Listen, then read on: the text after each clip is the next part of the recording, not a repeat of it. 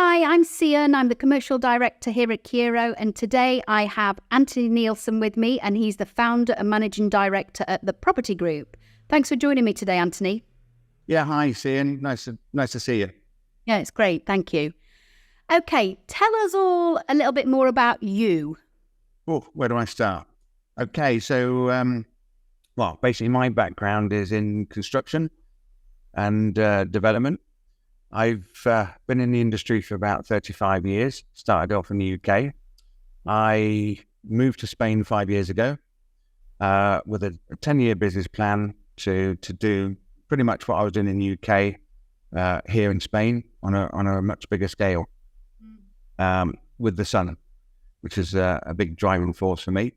So yeah, basically I've come to Spain with 30 years experience, set up a construction business to start with, which we started pre-pandemic. It was in 2018. I started from zero. We built that business to €1 million turnover business and 20 staff within about 18 months.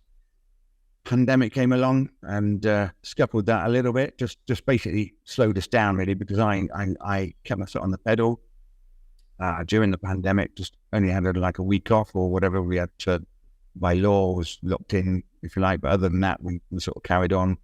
Yeah. We continued to get that carried on and grew that afterwards. Once we started to come out of the pandemic, which was it's a good sector here in Spain, and for me I could speak English, not Spanish, so I could tap into the expat market quickly. Part of the growth plan my business plan was to set up the construction company, then a real estate company, then a development company, and it was within a sort of 10-year plan. We're speeding on with that plan. We set up the property company, the real estate company 3 years ago. The Property Group. About a year and a half ago, I decided to expand that business. It was a business I felt I could scale. So I had quite a big, ambitious plan, which was to make it in, one of these international brands like Keller Williams, Remax, Century 21, etc., by organically growing the business, acquiring other businesses, and franchising along the way. We basically, like I said, just over a year ago, started that plan. We moved offices from our head office in Murcia about 2 months ago into a 6,000 square foot, 2-story building as part of the plan. Because now that is our head office, training center, and where all the administration is done pretty much for the whole business. On top of that, 4 months ago, we opened our first office in the center of Marbella, in the Costa del Sol, in Old Town Marbella, which has been a great addition to the business. Very tough market, but that's an area we wanted to tap into. It's one of many. We're looking to open multiple offices along that coast over time. And so basically I've started this business, which was construction, real estate, and the next stage is development. But we're in the growth of the property real estate company at the moment. And let's see where it takes us. Wow, you're an inspiration, Anthony. Well done, you. Yeah, thank you. Yeah, great. So you've got 5 more years of your business plan. Yeah, I mean, I had like a year and a half, a little bit of a backstep from the pandemic, if you like. But what we're looking to do is accelerate that now. I've taken on a business partner about 4 months ago, who comes from a technical background actually. So we are, and the reason he was almost like by mutual contact through another contact, but his technical background is something I felt was important to the business, because what happens is, as you know, but other people don't possibly in real estate, there's a lot of online work done, and it's from CRM systems, from getting the inquiries to following them through, etc., etc. So we've built our own CRM system within 4 months already, and we're developing that to a point, because there's lots on the market, don't get me wrong, that people subscribe to, but they're just none of them tick all the boxes that we want, that we feel that work what we need to work. So we've built our own. We're developing that, which we plan to have sort of finalized. Really, it's a steady process, but about a year's time, we should have that to where we want it to be, and obviously just continue to grow it. We may even then look to even license that out to other real estate agents, because what we're building is just so unique compared to what other people use. So we're building it around us as a working company, and then looking to maybe send that, license it out. Yeah, wow. So it could be very tailored for the real estate industry. Oh yeah, bespoke for the real estate. Yeah, for sure. Yeah. Tell me more about your buyers, Anthony. I'd love to understand what's changed, what's trending, who are your top nationalities right now? Yeah, buyers. Okay, so we obviously operate from pretty much from Gibraltar up to north of Alicante at the moment. So we've got a sort of broad area up the coast of Spain. So our buyers are pretty much predominantly all similar. Some in different areas, there's maybe, I suppose as a rule, we have international buyers from Belgium, France, Germany, Scandinavia, etc. We've got quite a lot of American clients coming in because of the issues in America. I've got even things, some of the Americans, not only from the cost of living, but even gun crime, etc., is scaring them, and they're scared to sort of live in America, which is really not nice to hear. But obviously they come to Spain, which is really, really generally a really safe place to live. I don't know about you, but I even leave my door unlocked when I go to bed. Generally, I never could do that in the UK, but here I feel really, really safe. So this is a very safe place to come with a family and children, etc. So I think, and again, European clients, places like Belgium, the stories again with the cost of living, etc. It's just increasing all the time.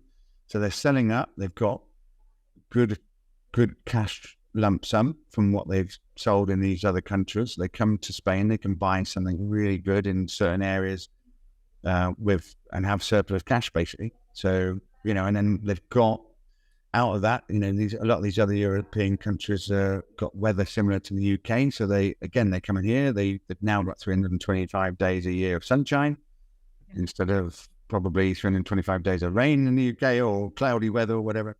So it's a reverse. So you've got a lot more for your money, if you like. You've got a more laid back lifestyle.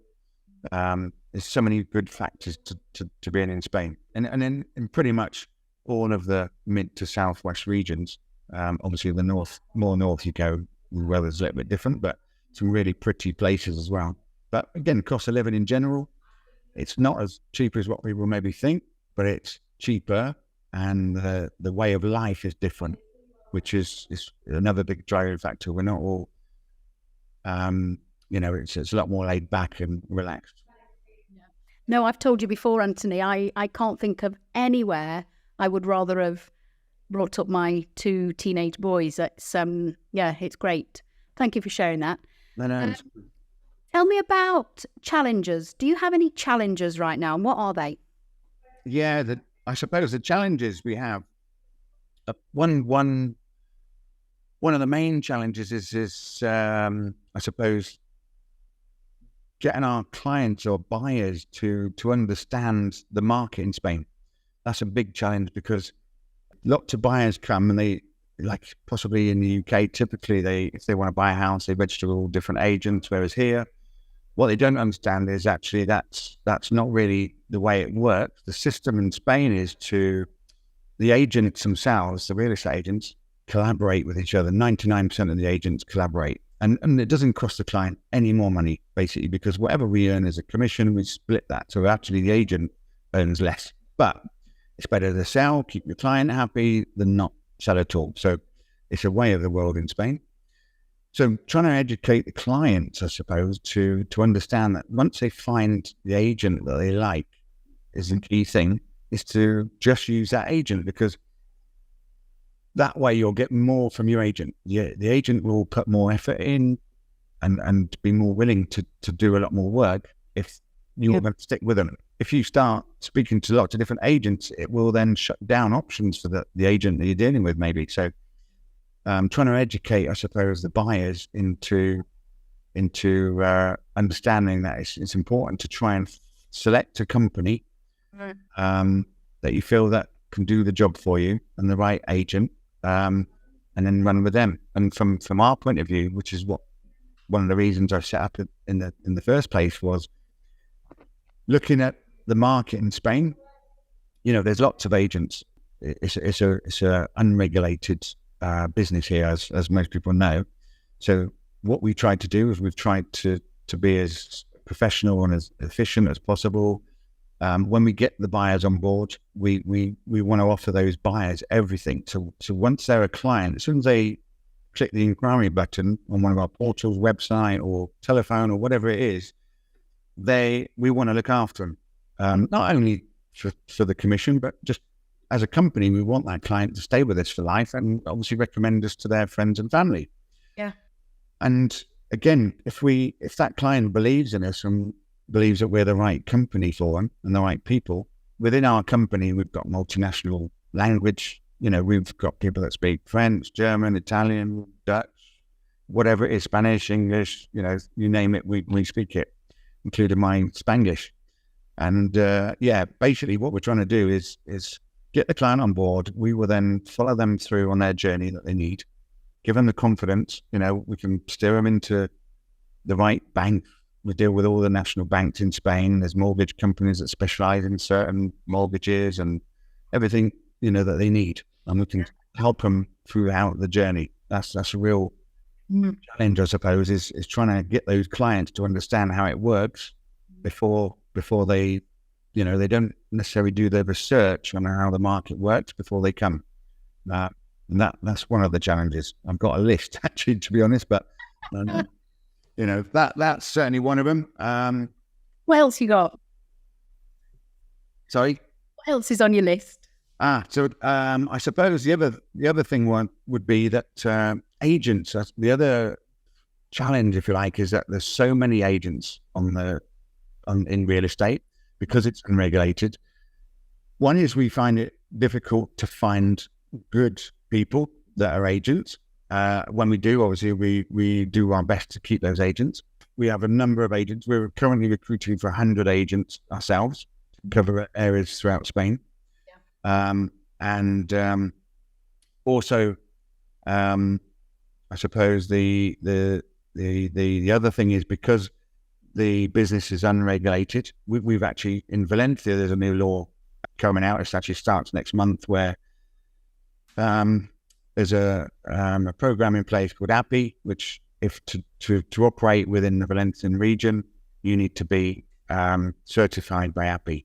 Yeah. We will have the license in place when it's required to when it starts next month, which then in that region helps because it gets rid of some of those smaller businesses, or I suppose companies that are not really up with the times, or potentially even some of the rogue type agents. And don't get me wrong, there's some really good independent agents out there, but if they're really, really good at their job, then they just pay and do the course. They have to a long exam and course over a certain period of time. So it's not something you can just pay and get. You need to sit an exam, etc. But yeah, if that could be done throughout the whole of Spain, this would help because, for instance, our office in Marbella on the Costa del Sol, there's about 3,500 agents operating. There's about probably 20 to 30 companies, probably decent companies, I would say. There's a lot of independent real estate agents working from their bedroom. Yeah. I'm not saying they're bad or whatever, but there's just too many in it, and it makes the market saturated. There's certainly a lot of those people that are uneducated in the real estate market. They come to Spain and think, what can we do? They watch the TV programs on real estate agents in America and Dubai, etc., and they think, let's go and be a real estate agent in Costa del Sol. Yeah.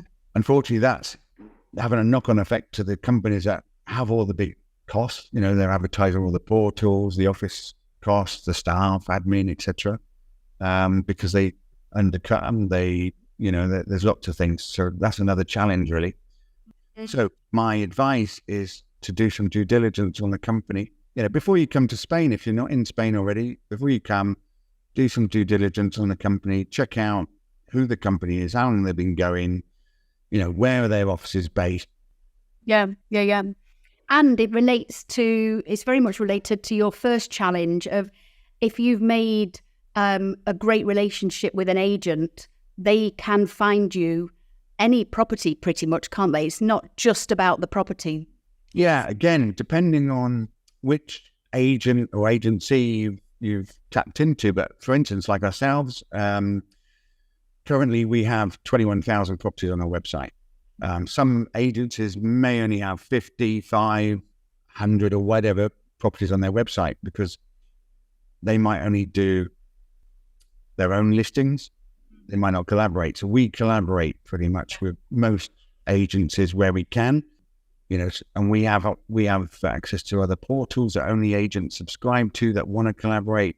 So it gives us, within the area we're operating, we collaborate with thousands of other real estate agents. So if a client comes to us and wants to buy in the area that we operate, to be honest, we not only we have access online to thousands of properties, but we also have our other agents in those areas that are working for us. So we, like I said earlier, we're covering from Gibraltar to North, Casablanca North, basically, currently. And within that area, we have lots of agents working for us. So we also can, pass our clients to one of our agents in the area they want to buy and back and forward and make sure they stay within the company so that if they're happy with us, we just nurture them through the whole journey, but they're still one of our agents within our company. So then we can go outside of that, that's quite important, but not everyone can do that because obviously some companies are just based in a certain area and stay in that area. Tell me what's exciting you in our industry right now, Anthony. What's looking good? I think generally, I've mentioned it earlier, a couple of things actually. I like the idea that the API is coming into effect, which is like a regulatory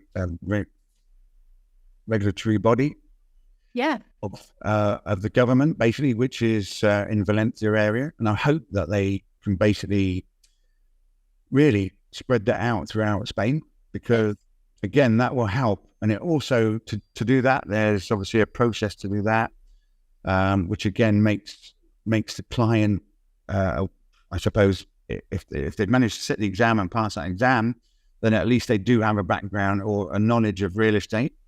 Because like we said earlier, there's people that are coming around that haven't ever done it before and jump straight in because they can. This actually helps eliminate that to a point. So that's quite exciting, because I think that, again, if that could be rolled out across Spain, this will help reduce the number of sort of freelancers as such, and also give a bit of the clients confidence that they're dealing with people that know what they're talking about.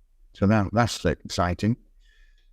I also think with the market itself in Spain, the market is I read an article yesterday, and it was actually quite interesting to say that the market in Spain is still on the up. Now, there's lots of doom and gloom in the UK and in lots of places in Europe, but Spain is still holding its own. The prices are steadily increasing.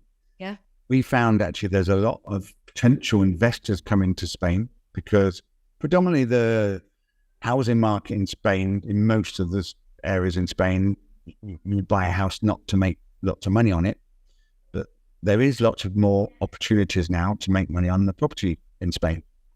There's also a lot of opportunity to make money on buying a property and renting it out, because the rental market is a tough one. There's a lot of demand for rental and not enough property.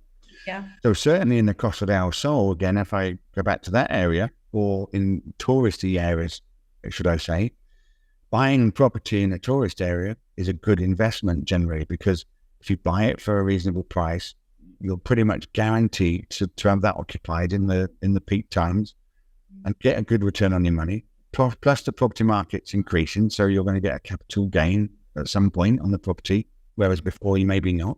We're still well under the percentages of the sort of market cap of the crash back in the early mid 2000s, So we've still got a long way to go.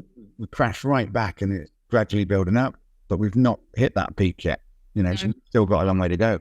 So yeah, I think from the investment market, there's I've got people I know I'm trying to encourage to come to Spain and buy in Spain, and it could be an apartment by the sea, and I'm looking at also people with buying hotels and all sorts of potential opportunities, because there's good potential for money earning here. I really like that one. And we too at Kiro, we're really excited as well by the market, because we've seen an increase of 10% in people making inquiries from July to August. So, may long that continue. Yeah, definitely an increase in people inquiring as well. The last 4-6 weeks, we've seen a massive spike. And so we're hoping for sort of a really good final sort of quarter. Yeah, it's definitely very exciting. Q4 is it's gonna be really exciting, isn't it? Yeah, for sure. Well, Anthony, that brings me to the end of the interview. Thank you so much for joining me. Thank you for being such a valued Prime member at Kiro, and I can't wait to talk to you again. No problem. It was my pleasure. Thanks ever so much. Brilliant. Thank you. Thank you. Bye.